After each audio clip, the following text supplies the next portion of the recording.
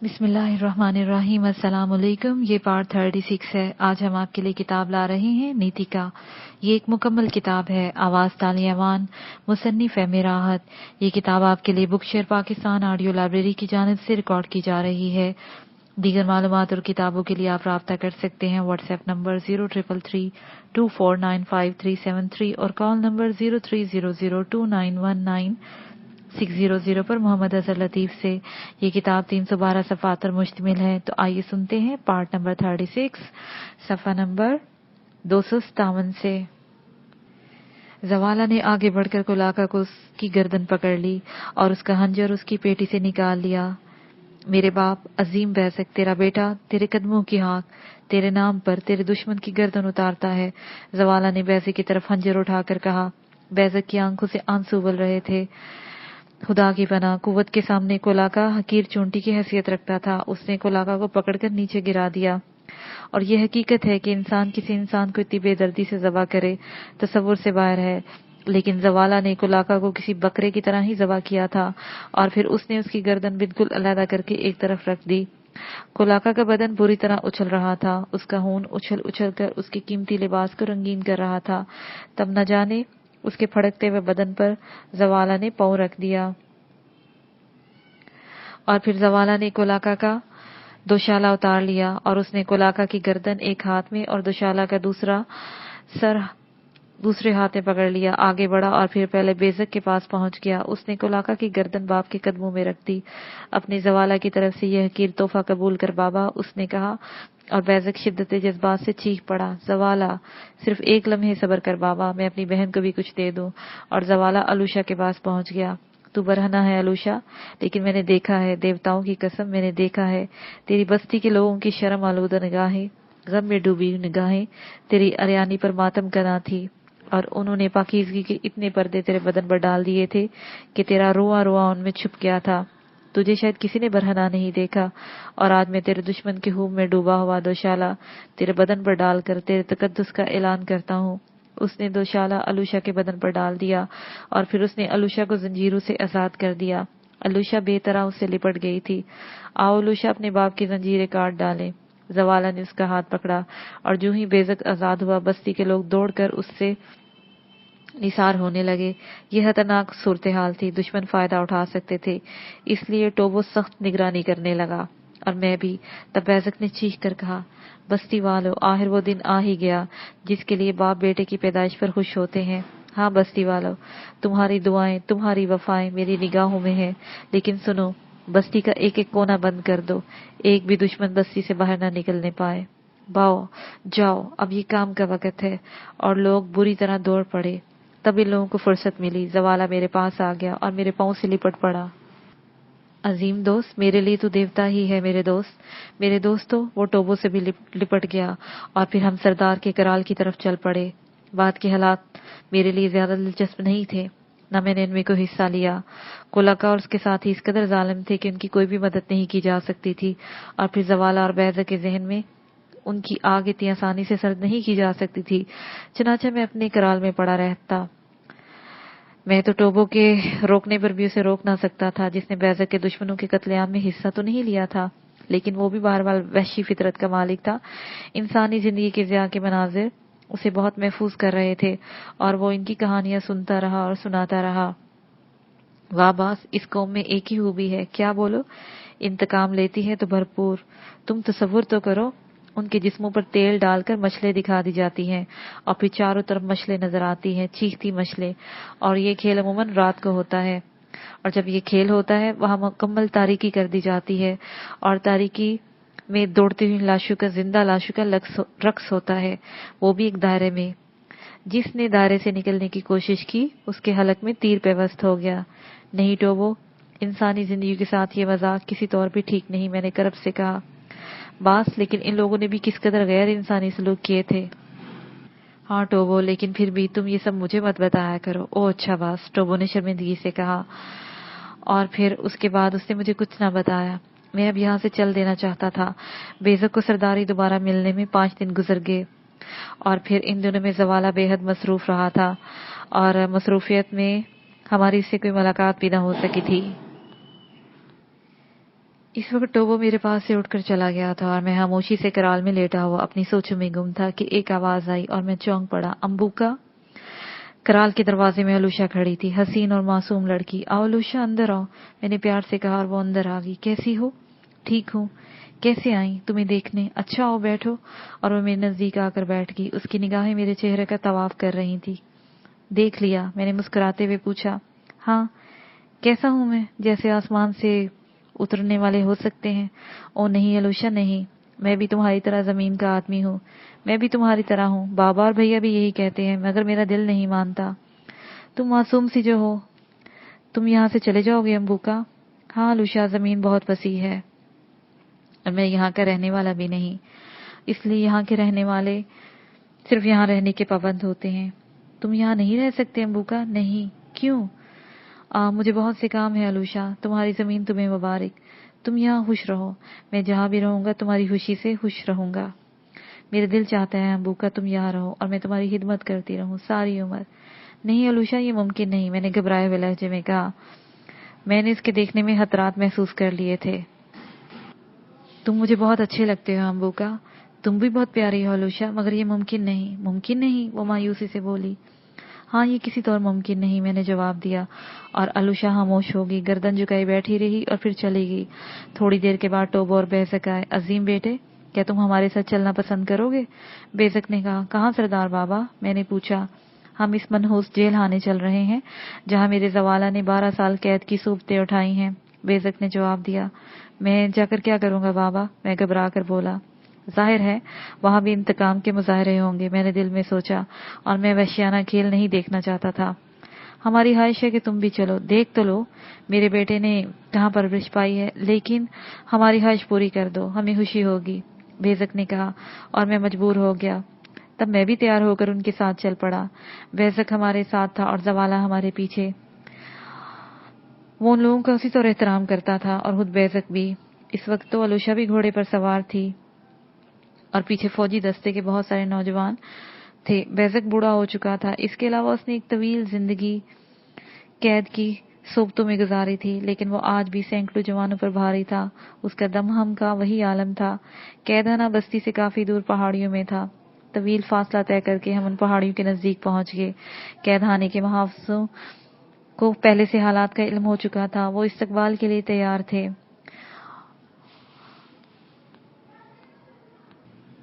وہ جن کے کوڑے زوالہ کی پشت پر برستے تھے، آج وہی زوالہ کے استقبال کے لیے بچھے جا رہے تھے۔ بے شمار قیدی پرمشقت کاموں میں مصروف تھے۔ محافظ زوالہ کی شان میں قصیدے پڑے جا رہے تھے، لیکن زوالہ کی آنکھوں سے نفرت کی چنگاریاں پھوٹ رہی تھیں۔ قید خانہ بے حد وسیع تھا، بس پہاڑوں سے گھبرا کر ایک طویل میدان تھا اور پہاڑ تقریباً ناقابل عبور تھے، سپاٹ اور سیدھی دیواروں کی مانند۔ نہ جانے زوالہ نے اس پہاڑوں کو کیسے عبور کیا تھا۔ بیزک نے لائن میں کھڑے محافظوں کو اپنے سامنے طلب کیا، اور جب سارے محافظ سامنے آ گئے ان کے چہرے فک تھے۔ بیزک کے خوش سلوک نے انہیں خوف میں مبتلا کر دیا تھا۔ بیزک انتہائی نفرت امیز نگاہوں سے انہیں گھورنے لگا۔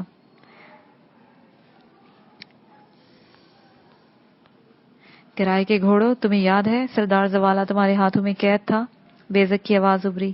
ہاں سردار، محافظوں نے سردار نے کہا۔ کیا تم نے اس بات کا خیال نہیں کیا تھا کہ وہ بیزک سردار کا بیٹا ہے؟ سردار، ہم کولاکا کے غلام تھے۔ ہم محافظ گڑ گڑانے لگے۔ کولاکا کا ہر وقت اس قید خانے میں نہیں رہتا تھا۔ تم اس کی غیر موجودگی میں زوالہ کے ساتھ کیا سلوک کرتے تھے؟ ہم نے اسے فرار ہونے میں مدد دینے کی بجائے تم اسے روکا کرتے تھے۔ ہم کولاکا سے ڈرتے تھے۔ بکواس مت کرو۔ یوں کیوں نہیں کہتے کہ تم اپنی موت سے ڈرتے تھے؟ لیکن موت اب بھی تمہارے سامنے آ کھڑی ہے۔ اس وقت تم کولاکا کے وفادار تھے، آج ہمارے سامنے گڑ گڑا رہے ہو۔ ناقابل اعتبار لوگوں کی موت بہتر ہوتی ہے۔ نہیں نہیں سردار، وہ سب رونے لگے اور بیزک کہنے لگا، میں تمہیں معاف نہیں کرتا۔ ہاں، اگر زوالہ تمہیں معاف کر دے تو میں اسے نہیں روکوں گا، بیزک نے کہا، اور وہ لوگ زوالہ سے زندگی کی بھیک مانگنے لگے۔ کیوں بھئی، کیا خیال ہے؟ زوالہ نے ٹوبو سے پوچھا۔ میں تمہیں تجویز پیش کرتا ہوں، ٹوبو دلچسپی سے بولا۔ کیا؟ زوالہ نے پوچھا۔ تم ایک نیزہ پوری قوت سے فضا میں اچھالو۔ اگر نیزے کی انی کے بل نیچے گرے تو ان سب کو قتل کر دیا جائے، اور اگر دستے کی جانب سے زمین پر اترے تو پھر ان سب کو معاف کر دیا جائے۔ واہ، زوالہ نے کہکا لگایا۔ क्या उम्दा तरकीब है बाबा, मेरे दोस्त ने क्या उम्दा खेल बताया है, जवाला ने कहा, और वो बैजक को इस खेल की तफसील बताने लगा। सभी वहशी थे। बैजक ने भी इस तजवीज को पसंद किया, लेकिन मैं इस दरिंदगी के खिलाफ था। जब सरदार बैजक इन्हें माफ कर सकता है तो इन्हें माफ क्यों नहीं कर देता। बहरहाल मैंने इस मामले में बराह रास्त मुदाखलत नहीं की, लेकिन इन लोगों की जिंदगी बचाने के लिए तैयार हो गया। मुहाफिजों को बता दिया गया था कि इनकी जिंदगी के तार नेजे के रुख से बंधे हुए हैं। और फिर जवाला घोड़े से दौड़कर उतर आया। उसने एक नेजा फजा में उछाला और नेजा हवा में बुलंद होता चला गया। फिर वो वापस पलटा और मुहाफिजों के मुंह से दिलसोज चीखें निकल गई। नेजा अन्नी के बल नीचे आ रहा था। तब मैंने हाथ उठाया। सब नेजे की तरफ मुतवज्जा थे। मैंने उसे हयाली गिरफ्त में लिया। अब उसका रुख बदल दिया। मुहाफिजों की चीखें खुशियों की चीखों में बदल गई थी। मैंने नेजा जमीन में सीधा खड़ा कर दिया और मुहाफिज खुशी से उछलने लगे।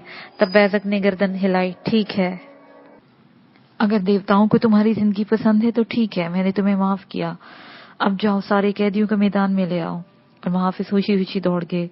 तब बेशुमार हंसता हाल इंसान हमारे सामने खड़े हो गए और बैजक ने जवाला को इशारा किया। जवाला उनके सामने आ गया। मेरे साथियों, मेरी निगाहों में तुम कैदी नहीं हो। हाँ, तुम मेरे 12 साल के आंसू, तुमने दुख के वक्त में मेरा ख्याल रखा है। हाँ, तो अब तुम मेरे साथी बनोगे। मैं आजाद हो गया हूँ, तो अब तुम क्यों कैद में रहो। मैंने तुम सबको आजाद किया।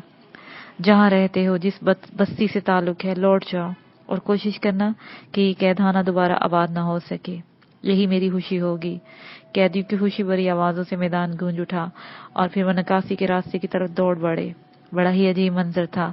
तब थोड़ी देर के बाद सिर्फ मुहाफिज रह गए। तुम्हें चूंकि आजादी दे दी गई है, जिंदगी दे दी गई है, इसलिए तुम सभी अपने घरों में जाओ। बेशक जब सरदार था तो उसकी हुकूमत में कैदखाना नहीं था। अब जवाला हुक्मरान है, तब भी कोई कैदखाना नहीं रहेगा। और जब हम वापस बस्ती की तरफ चल पड़े, उसी रात में अपने कराल में लेटा था तो मैंने टोबो से कहा, अब क्या प्रोग्राम है टोबो। बास का गुलाम बास के इशारों का मुंतजिर है, टोबो ने शाने उचकाकर कहा। जवाला का मिशन पूरा हो गया है, अब इस बस्ती में ठहरना मना है। बिल्कुल ठीक है बास, हमें इसे रुखसत हो जाना चाहिए। मेरा ख्याल है कल यहाँ से निकल चलें। बहुत ही मुनासिब ख्याल है बास, टोबो ने जवाब दिया। चनाचे दूसरे दिन हमने जवाला और बैजक को तलब किया। उनके साथ अलूशा भी आई थी। अजीम अंबुका, बैजक ने गर्दन झुकाते हुए कहा। मोअज़्ज़ज़ सरदार, हमें वापसी की इजाजत दी जाए। वापसी? बैजक हैरत से बोला। हाँ सरदार, मगर कहाँ। हमारी जिंदगी का भी एक मिशन है सरदार। जवाला जानता है, हमने कुछ अरसे के लिए अपने मिशन को रोक दिया था। हमें भी तवील सफर तय करना है। मगर तुम कहाँ जाओगे? नीतिका, मैंने जवाब दिया। ओह, मगर क्यों? बस सरदार, इन मामलों को रहने दो। मगर मेरी ख्वाहिश थी मेरे बच्चों कि अब तुम बकिया जिंदगी रक्षंबा में गुजारते। जवाला की दोस्ती और तुम्हारी मोहब्बत हमारे दिलों में रहेगी सरदार। हमें हमारे मिशन पर जाने दो। बिलाहिर हमने इन लोगों को तैयार कर ही लिया और उसी दोपहर हमने अपने स्याह रंग के घोड़ों पर सवार बस्ती से बाहर निकल आए। जवाला, बैजक, अलूशा, ओकास हमें छोड़ने के लिए आए थे। हिल्लेन की दी हुई दोनों बंदूकें मैंने अपने कब्जे में कर ली थी। ये एक मुकद्दस वादा था जिसे पूरा करना मेरा फर्ज था। सबने डुबडुबाई आंखों से हमें अलविदा कहा और हमने अपने घोड़े नीतिका के रास्ते की तरफ छोड़ दिए। सब हाथ हिला रहे थे। हमने भी उनकी तरफ हाथ लहराया और घोड़ों की रफ्तार तेज कर दी। थोड़ी ही देर के बाद रक्षंबा निगाहों से ओझल हो गया। टोबो बिल्कुल खामोश था। काफी दूर आकर मैंने उसे मुहातब किया। किस सोच में डूबे हो टोबो? कुछ नहीं बास, बस इन बस्तियों के बारे में सोच रहा था। इन बस्तियों की कहानियां कभी नहीं बदलेंगी बास। काश बाहर की दुनिया की तहजीब की रोशनी इस हद तक इंतका जाती कि ये लोग जिंदगी छोड़कर मोहब्बत की फिजा में आ जाते और इन हसीन जंगलों को हसीन बना देते। अपनी दरिंदगी छोड़कर यहाँ की जिंदगी और आसान हो जाती। बस तहजीब की थोड़ी हद तक रोशनी इन तक भी पहुंच जाती। इससे आगे दरिंदगी के दौर शुरू हो गए हैं। मैंने टोबो की सच्ची बात पर गर्दन हिलाई और घोड़ों की रफ्तार कुछ और तेज कर दी थी। और फिर वही सफर। यूं लगता था जैसे नीति का नाम सिर्फ एक सफर का हो। हम कभी इस तक नहीं पहुंच सकेंगे। रास्ते में बेशुमार हादसात और वाकया से सबका पड़ता रहेगा और इसमें जिंदगी तमाम हो जाएगी। फिर इन्हीं जंगलों के किसी तारीख गोशे में जिंदगी की शाम हो जाएगी और फिर बरसों के बाद हमारे जैसे किसी सरफिरे के सयाह को हमारे खुश्क ढांचे मिलेंगे और वो इनके बारे में तहकीकात करेगा। اس کی مرضی ہے کہ ان ڈھانچوں کو فرعون کا نام دے یا وہ کسی اور افریقہ کے کسی کھوئے ہوئے مہربان کا نام دے. پہاڑوں اور جنگلوں کا لامتناہی سلسلہ، سفر کبھی نہ ختم ہونے والا سفر. دن ہو جاتا، شام ہو جاتی، سیاہی پھیل جاتی، بس پھر جگہ ہوتی اور ہم قیام کرتے. دھوپ، ہوا، روشنی، کشادہ ڈرائنگ روم، یہ ساری چیزیں زندگی کے لیے کوئی حیثیت نہیں رکھتی. زندگی بہرحال گزر جاتی ہے. ہاں، خود کو بس جس قدر عیش طلب بنا لیا جائے. میں اور ٹوبو اب زندگی کے ان لوازمات کو بھول چکے تھے. جس جگہ ہماری شام ہوتی وہی قیام کر دیتے. ہمیں اس بات کی پرواہ نہ ہوتی کہ کوئی ہم سے چند قدم کے فاصلے پر کیا ہے. بے شمار بلائیں آئیں، خوفناک جنگل آئے. اس میں آدم اور درختوں کے جھنڈ پھیلے ہوتے، لیکن ہمارے لیے اب ان کی کوئی حیثیت نہیں ہوتی. ہمیں یہ بھی احساس نہیں ہوتا تھا کہ چند قدم کے فاصلے پر کوئی بھیانک درندہ ہماری طاق میں ہوگا. ان جنگلوں میں ہمارے لیے کچھ نہ تھا. دل کی کوئی چیز ایسی نہ تھی جو ہمیں بہلا سکتی. تھا تو صرف چند یادیں جو ماضی کے دریچوں سے منہ نکالتی اور پھر دل و دماغ کی گرفت میں آ جاتی. اور بات یہ ہے کہ اگر یہ یادیں بھی نہ ہوتی تو شاید کلیجہ سینے سے ہی نکل پڑتا. رات کی تنہائیاں ہوتی اور یادوں کا ہجوم. اب تو سب بھی ہمارے لگتے ہیں. کسی سے نفرت بھی نہ رہی تھی کیونکہ یہ سب کہانیوں کی باتیں تھیں. سب کہانیوں کے کردار معلوم ہوتے تھے.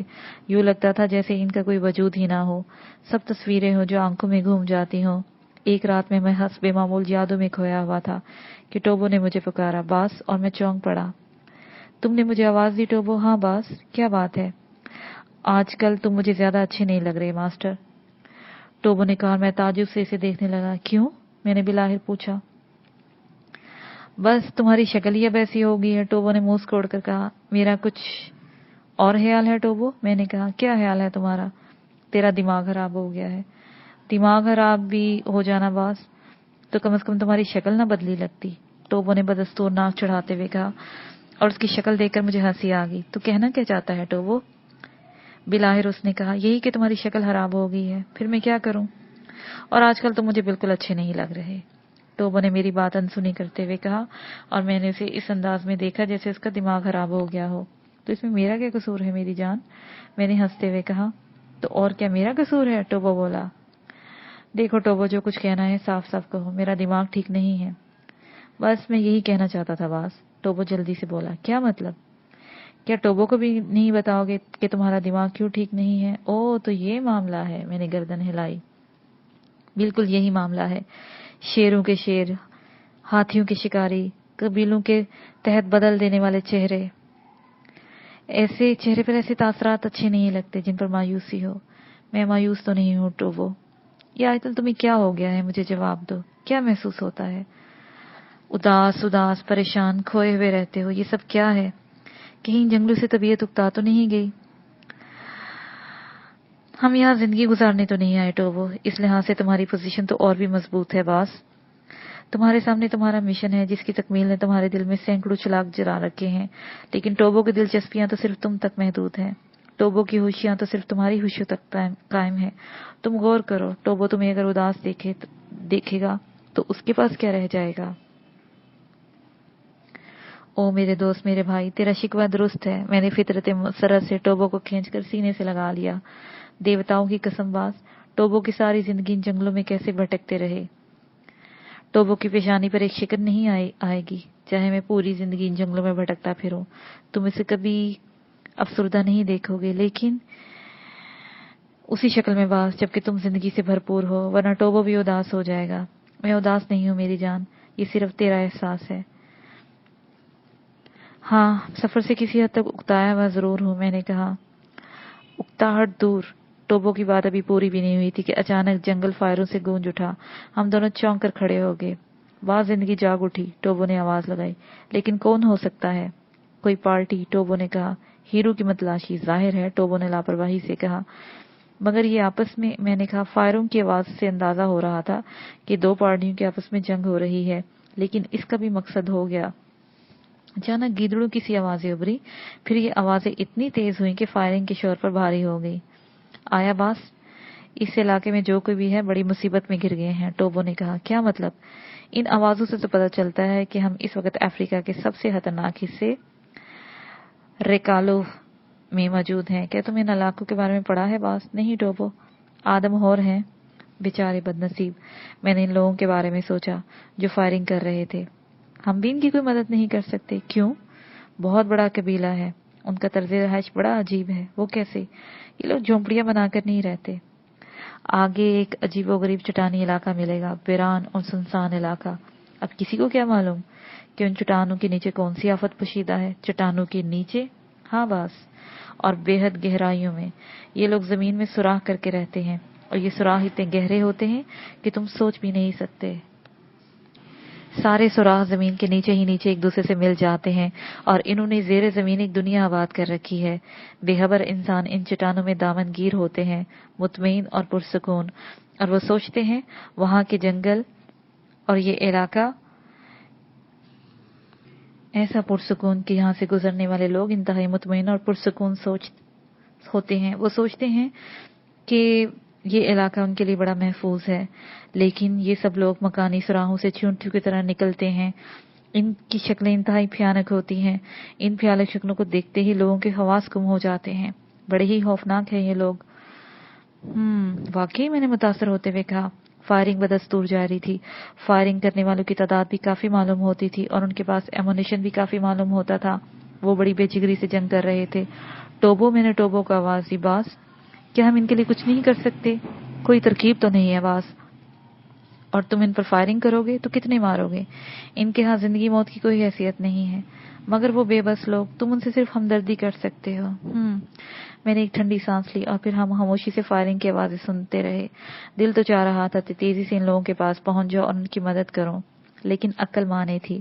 رات کا وقت تھا اور نامعلوم علاقہ تھا. زندگی اتنی بھی بے حقیقت نہیں تھی اسے یوں ضائع کر دی جاتی.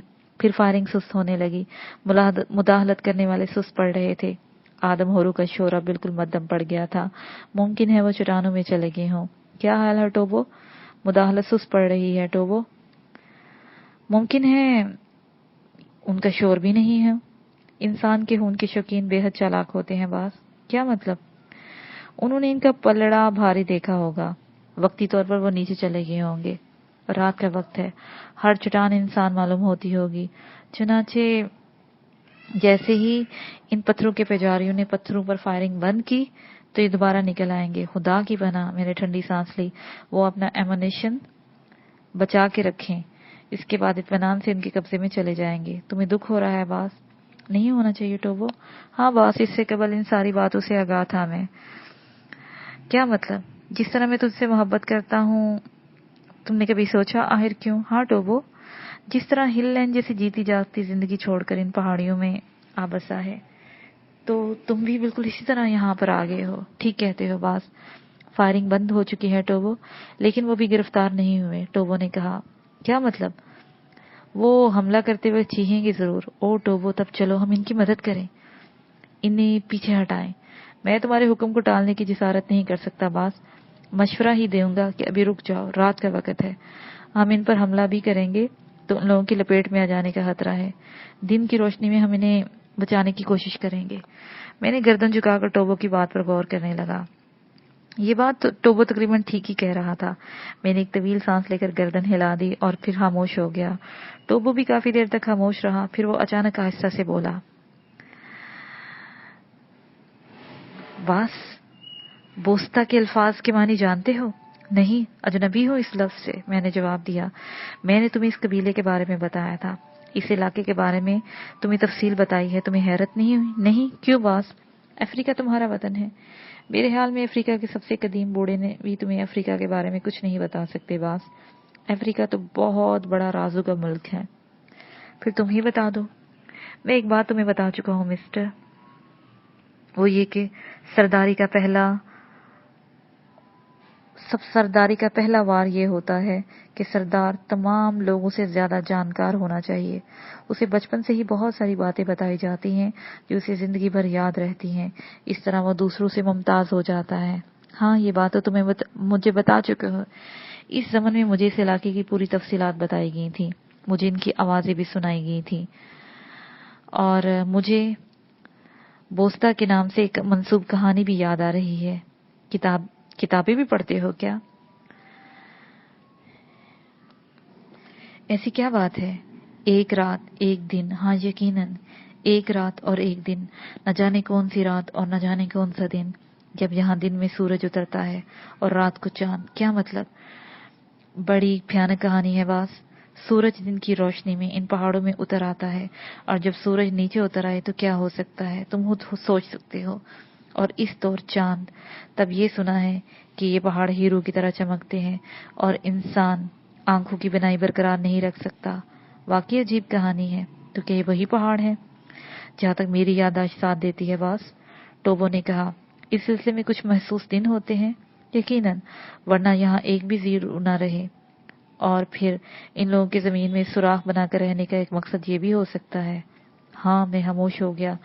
نیند کا مارا ٹوبو تھوڑی ہی دیر کے بعد جب معمول کے ہراٹے لینے لگا، مگر میری آنکھوں میں نیند کا شائبہ بھی نہ تھا۔ ان دنوں عجیب سی زندگی گزر رہی تھی۔ رات کا نہ جانے کون سا پہر تھا، چاروں طرف سناٹے کا راج تھا۔ بالکل یوں لگتا تھا جیسے کوئی خوفناک طوفان آنے والا ہو، اور میری چھٹی حس کچھ زیادہ ہی تیز ہو گئی تھی، کیونکہ طوفان آیا اور اچانک آیا۔ گیدڑ جیسی آوازوں کا شور اچانک ہی اٹھا اور جنگل کا سکوت دبوچ لیا۔